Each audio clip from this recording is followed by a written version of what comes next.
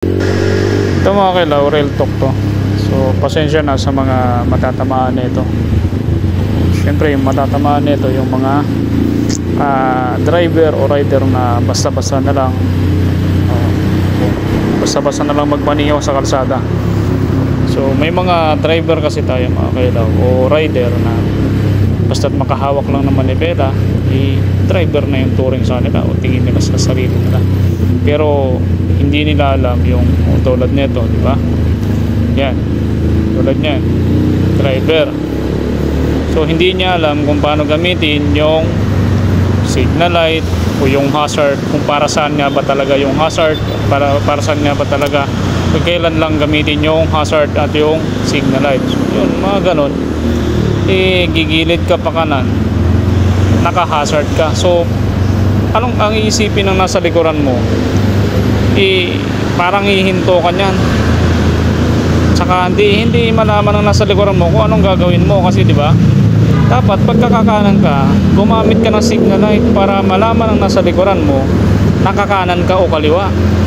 Tulad nun, syempre kung ikaw halimbawa matataranta ka, naka-hazard siya, tapos bigla kang kumanan kasi nagbagal siya kung kakanan ka tapos overtake ka, syempre meron tayong mga rider o driver na pagka dadahan yung nasa unahan nila, overtake yan pa kanan or pa kaliwa.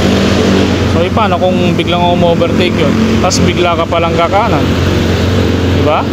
So ang lahat ng mga ng parts ng sasakyan, signal light o hazard man yan, side mirror, lahat po yan ay may purpose. So dapat alam mo kung paano gamitin yan mga kailaw. So syempre pag kakakanan ka, mag signal light ka, and then tingin ka sa side mirror mo.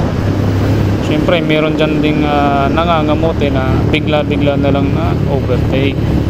Okay, no? So pasensya na sa mga matatamaan nito. Pero totoo naman talaga marami ang mga palakad ng license dyan. Humawak lang ng manibela, driver na yung tingin sa sarili nila. Pero ang totoo niyan mga kailaw, hindi naman talaga nila alam kung paano sundin yung mga parts ng sasakyan na dinadala nila o yung mga traffic sign sa mga kalsada. So hindi po nila alam yan, diba? Pagka in-interview mo yung mga ito para to sa mga hindi dumaan talaga sa tamang proseso ng pagkuha ng license at hindi nakadaan sa driving school. So marami tayo dito sa Pilipinas mga kailaw. O ika nga, ang tawag sa mga yan, kamote driver or kamote rider, diba?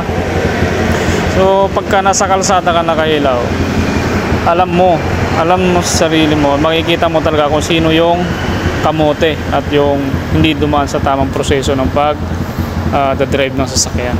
Yun lang. At ride safe na lang sa lahat.